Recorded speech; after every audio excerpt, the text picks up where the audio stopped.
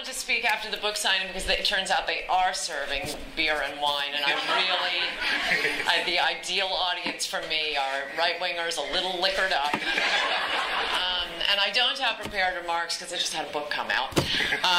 I never imagined, you look ahead to when your book is coming out, who else has a book, who will you be competing with on Amazon, on the list. I never in a million years imagined I would be competing with something called Wienergate. But at least, unlike Anthony Weiner, you can tell if I'm happy even when I'm standing behind a podium.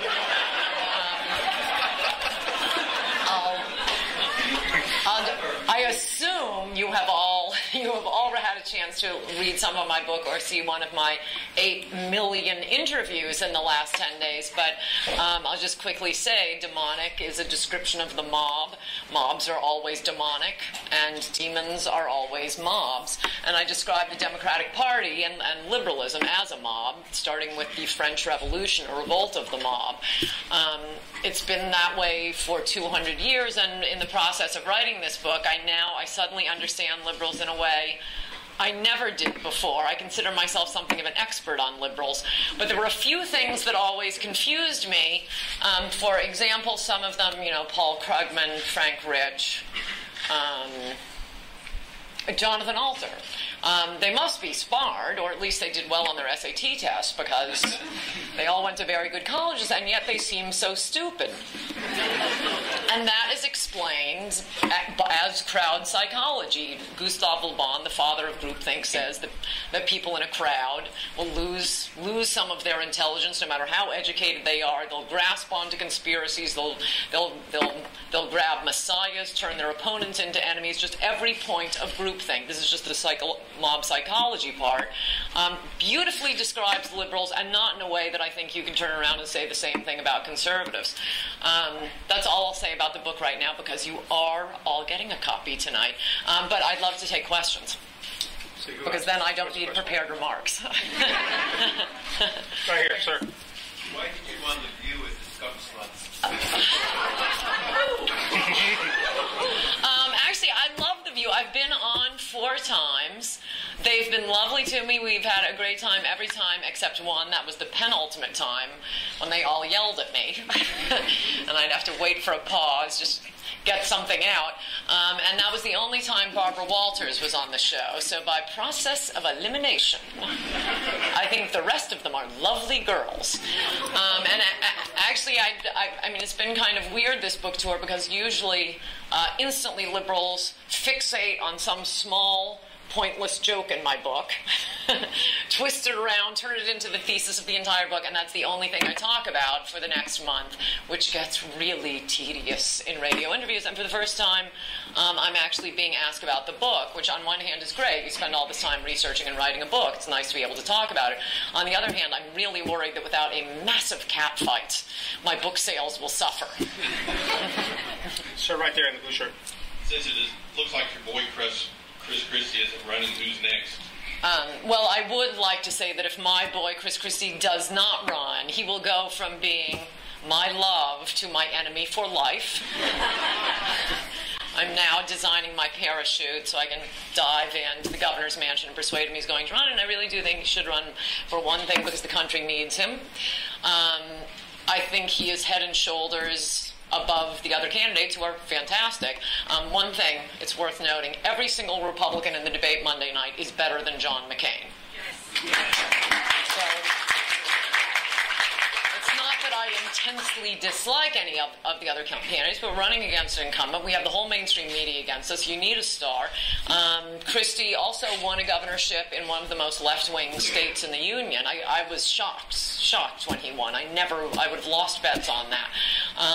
I don't think it's a guarantee that he'll win re-election, so you'll be a loser the next time you run, or if you're planning on running for president in 6 years.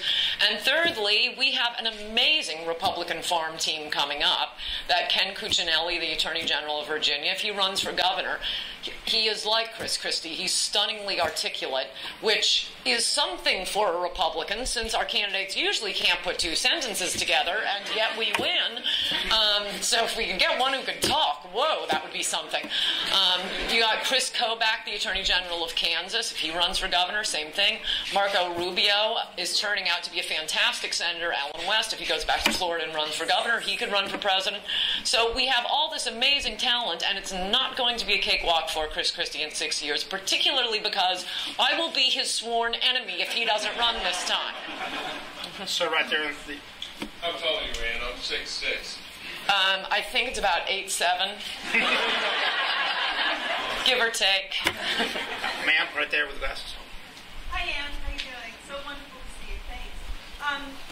Newt Gingrich said something the other night that I thought was really important, and I'm wondering if you'll speak about it, or some, Mary Catherine Ham, any other people, about the Senate races, the congressional races. Right. You really gave a good point, and I'm hoping that as we watch O'Reilly or any of these other shows, we'll hear you and other people reminding people about that. Yeah, this should be, and we're counting on the Heritage Foundation, this should be, and all you Capitol Hill kids, this should be a good year for the Republicans in the Senate. Unfortunately, in 2010, we had a lot of enthusiasm, a lot of anger about Obamacare, but it was just the luck of the draw. We didn't have good Senate seats up.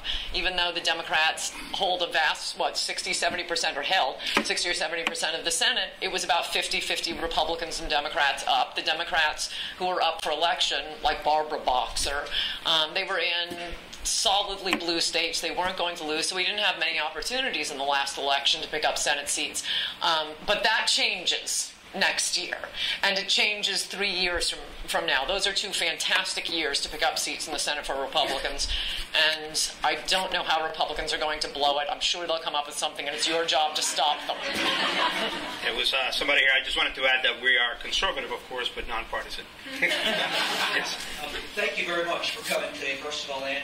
And do you think that liberals, and I'm serious about this, have a clue about the spiritual component to why conservatives are loath? I mean, you don't have to like our policies, but it goes beyond that, doesn't it? Yes, though that's covered more extensively in my book about 3 books back, Godless, The Church of Liberalism, and I think that explains why you do see all of the mob psychology characteristics on the left, and you really don't see it among right-wingers, you really don't see it among Republicans, and we know from the polls that most Republicans believe in God, most Democrats don't, and the ones who even claim they do are running for office and they're lying. And if you believe in God, it's a vertical relationship. It's you and God. You don't have to care what people say in the crowd around you, and in fact, Christians kind of like to be hated, because Christ said we would be, so it makes us feel macho. Whereas if you don't have an up-down relationship with God, well, then you really have to care what the people around you think. And that's when you want, approval from the imaginary New York Times editor in your head, listening to your every hoary exhortation. Or hoping that Jon Stewart won't say anything mean about you or will even like you. No, conservatives so don't care about what people around them think, and that's why I think liberals don't believe in God, so they're obsessed with what people around them think. What do you think? 2 more questions? Okay, 2 more questions? Miss right here. Okay, what advice do you have for young conservatives on college campuses dealing with global mob? First of all, don't go to law school. I go to University of Michigan. So. Law? No. Okay, fine. You're still safe. You'll be throwing your life away. Let the liberals go to law school. And because unless you're going to be a scumbag trial lawyer like John Edwards, you won't make that much money. You'll be working weekends for the rest of your lives. And there are a lot of great jobs out there. I just met somebody with the strangest job. What was it? I forget, but I said to her, did you know you were going to be doing this in college? And of course she laughed because it was some crazy job you didn't even know existed. Oh, I know what it was. The person who designs food for TV commercials. So that it looks attractive. The lighting, how you put it on the plate.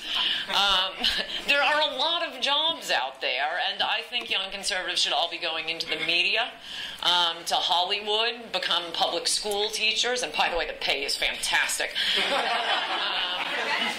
College professors.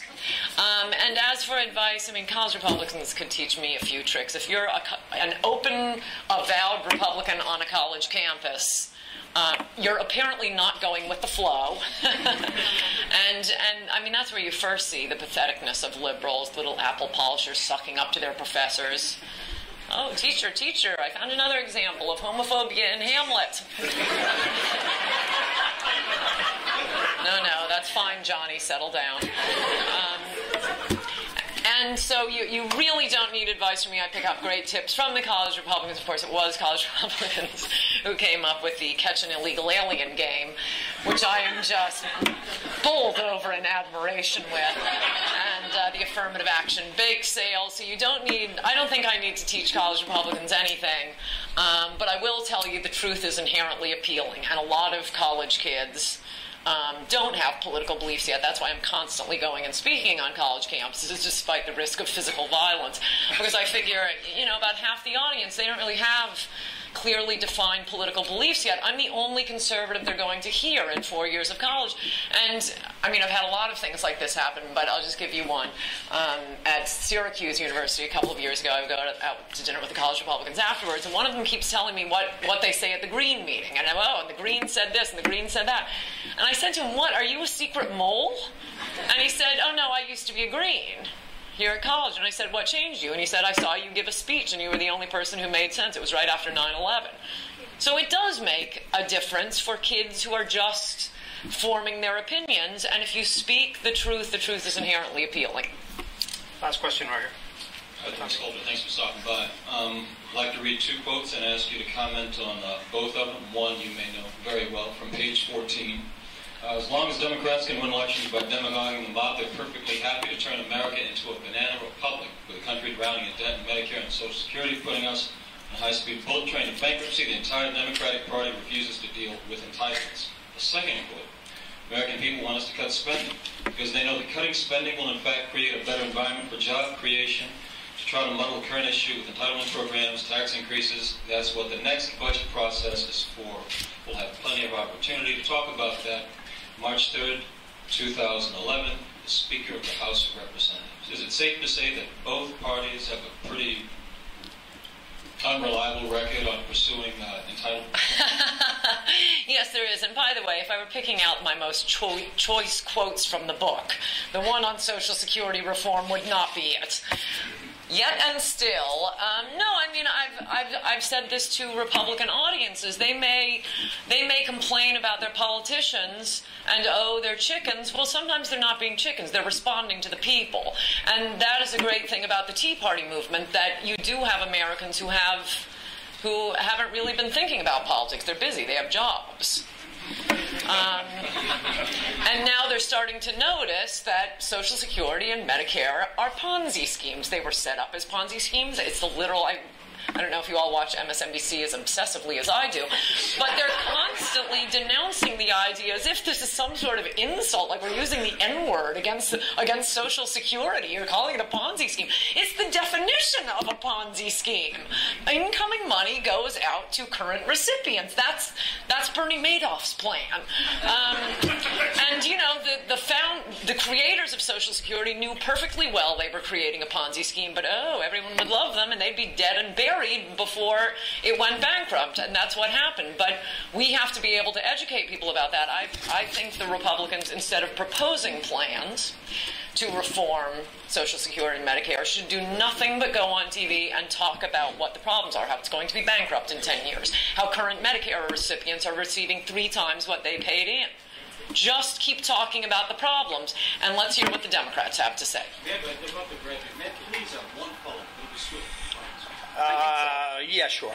Is there a double standard between comparisons of Michelle Bachmann to Sarah Palin as opposed to Michelle Bachmann with the other viable candidates looking for the Republican nomination?